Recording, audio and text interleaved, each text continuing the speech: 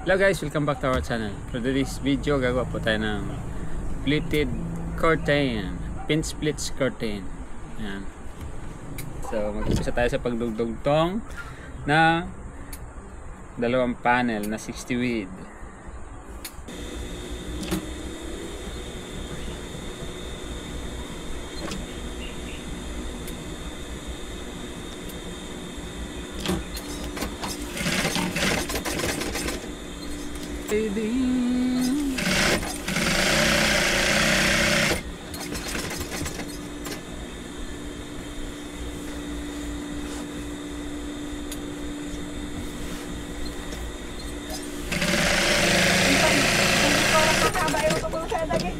Ayun siyang kul saan dami.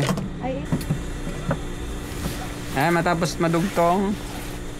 natin madugtong, ilagyan na naman natin ng patigas. Yung kanyang stiffener. May vlog na rin po ako ng pin splits or pleated curtain.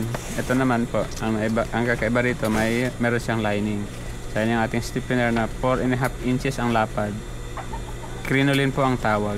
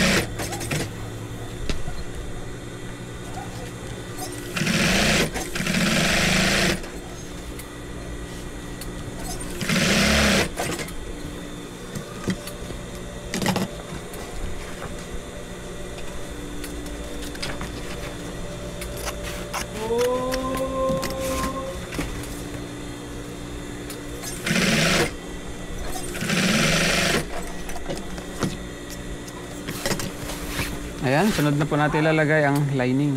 Babalik rin lang natin at dito natin tatahin sa ibabaw. Nasa ilalim yung lining.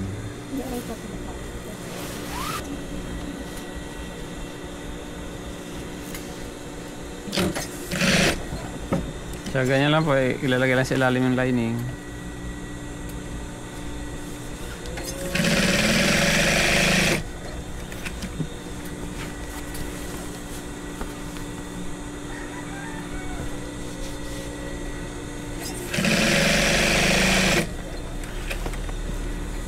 Sa mga building kasi o sa mga condo, may requirement sila na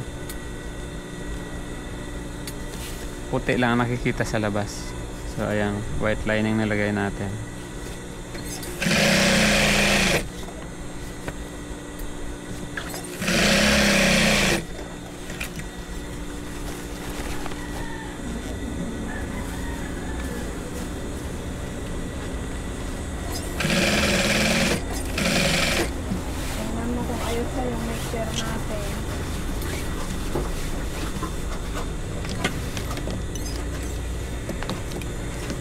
So ganoon lang guys, ngayon naman ang susunod natin ay pagtahi.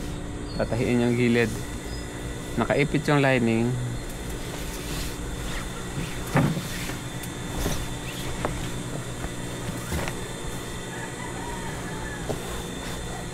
Ayan, nakaipit yung lining sa gilid.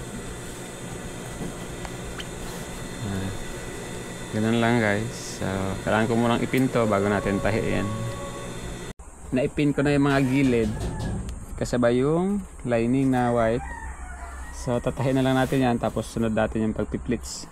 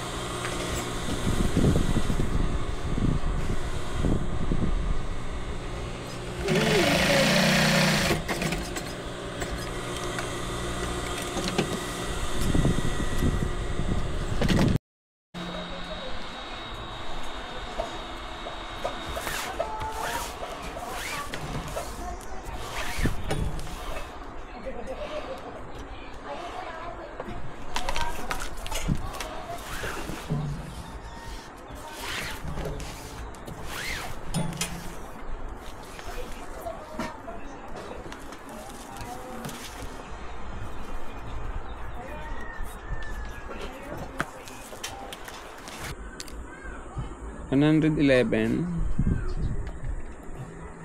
Ang width naman na kailangan natin is 40 inches. Ang 40 inches dinivide natin sa 4 inches na distance ng bawat pleats. So may 10 pleats. 10 pleats ang kailangan natin. So yung width na kailangan natin binawas natin dun sa total width ng fabric.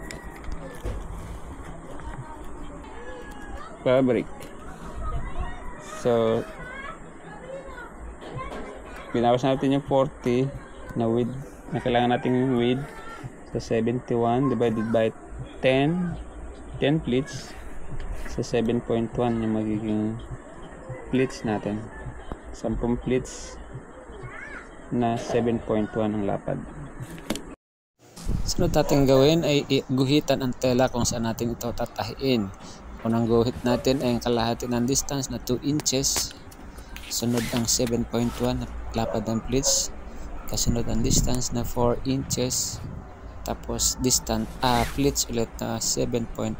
So ganun lang guys, alternate. 7.1 na lapad ng pleats, 4 inches na distance. Tapos pagkabilang dulo 2 inches na kalahati ng lapad ng ating distance. So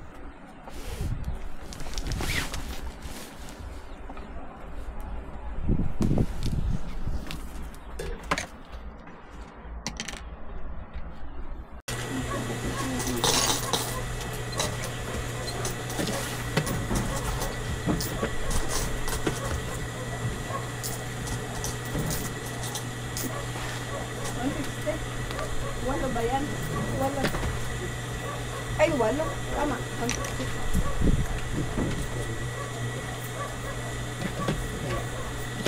16.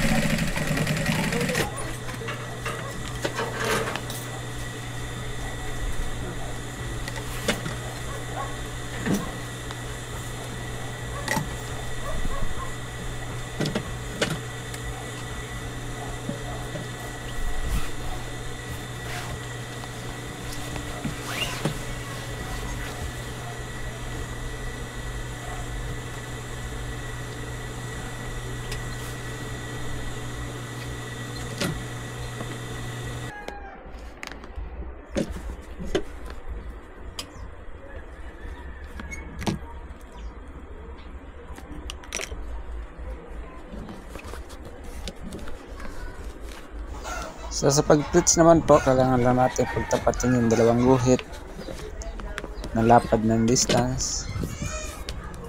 Tapos sukatin natin yung baba at taas para parehas po yung lapad at hindi siya magtabingi or diretso yung tuktok ng pleats pagkatapos natin ma-pleats. Ayan.